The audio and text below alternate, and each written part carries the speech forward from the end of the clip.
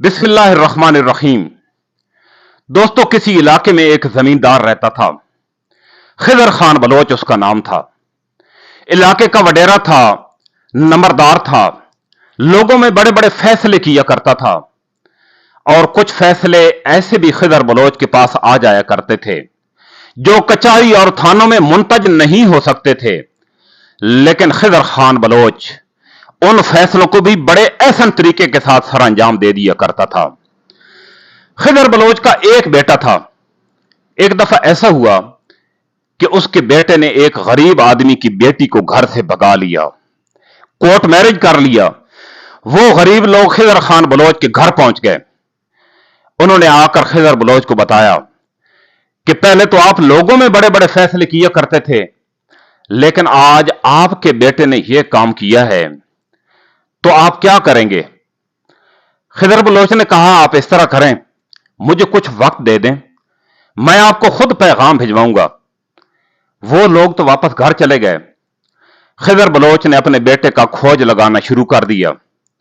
एक ही दिन में उसने अपने बेटे को ढूंढ लिया और उन लोगों को पैगाम भिजवाया कि कल फलां वक्त पे आप फलां चौक में आ जाना। मैं भी अपने बेटे को लेकर उसी चौक में आ जाऊंगा। यह फैसला चौक में होगा। पहले फैसले तो मेरे घर में हुआ करते थे, लेकिन यह फैसला जो है यह फलां चौक पे होगा। दूसरे दिन वो लोग उसी चौक पे पहुंच गए। इलाके के बाकी अवाम भी चौक में जमा थे। खिदर बलोच अपने बेटे को लेकर और साथ एक पिस्टल लेकर चौक में पहुंच गया। वहां पहुंचकर उसने बेटी के वालिद को बुलाया। उसे कहता है कि यह पिस्टल लें और मेरे बेटे को फैर मार दें। वो शख्स बहुत हैरान हुआ। आपस में सलाह मशवरा करने लगे। कुछ देर के बाद उन लोगों ने कहा कि बलोच साहब, हम आपके बेटे को माफ करते हैं, हमारी आपके साथ कोई नाराजगी नहीं है। आपने बहुत सख्त फैसला दे दिया था, लेकिन हम गोली नहीं मारते, हमारी कोई नाराजगी नहीं है, हम माफ करते हैं। खिदर खान बलोच ने कहा कि आप लोगों ने तो माफ कर दिया है, लेकिन मेरा इंसाफ किधर जाएगा? मेरा जमीर मुझे इजाजत नहीं देता कि मैं इसी तरह अपने बेटे को लेकर वापस घर चला जाऊं। उसने वही पिस्टल निकाला और अपनी कनपट्टी के ऊपर रखकर खुद को फायर मार दिया। अगर आप टोबा टेक सिंह से फैसलाबाद रूट के ऊपर सफर करें तो रास्ते में एक स्टॉप आता है, अड्डा खिदर वाला। वो जो स्टॉप है अड्डा खिदर वाला, वो खिदर खान बलोच के नाम पर ही उसका नाम रखा गया था। खिदर खान बलोच का ताल्लुक उसी इलाके से था, उसी गांव से था। और मैं अपनी यंग जनरेशन को एक छोटा सा पैगाम देना चाहता हूं कि इस तरह का इंतहाई कदम उठाने से पहले अपने दिमाग में यह बात जरूर सोच लें कि जिस लड़की को वालदैन ने जना, बड़ा किया, नाजो नखरे के साथ पाला, मोहब्बत के साथ पाला, उसने अपने वालदैन के साथ वफा नहीं की, तो क्या आपके साथ कल वो वफा करेगी? एक लड़का था, उसने इसी तरह एक लड़की को घर से भगाने का फैसला किया।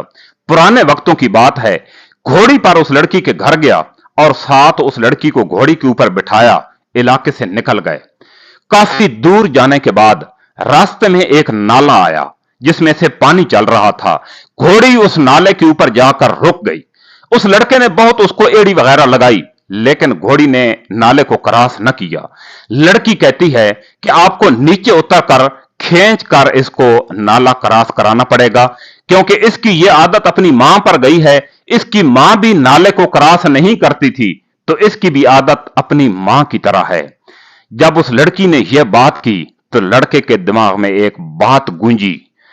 उसने कहा, अगर घोड़ी की आदत अपनी मां पर जा सकती है तो कल मेरी बेटी की आदत भी अपनी मां पर जा सकती है। उसने घोड़ी को वहां से वापस मोड़ा, उस लड़की को लाकर अपने वालदैन के घर में छोड़ा। उसे कहता है कि आप इज्जत के साथ अपने वालदैन के घर रहें। मैं अपनी आने वाली नस्ल को तबाह होता नहीं देख सकता। आज मैंने किसी की इज्जत में हाथ डाला है, कल मेरी इज्जत में भी कोई बंदा हाथ डालेगा। एक इंग्लिश का मुहावरा है, as you sow so shall you reap. जैसा करोगे वैसा भरोगे। दोस्तों, आज की मेरी काविश अगर आपको पसंद आए तो कमेंट सेक्शन में अपनी राय का इजहार जरूर कीजिएगा। इंशाअल्लाह मुलाकात होगी किसी नए मौजू اور نئے خیال کے ساتھ۔ اللہ حافظ۔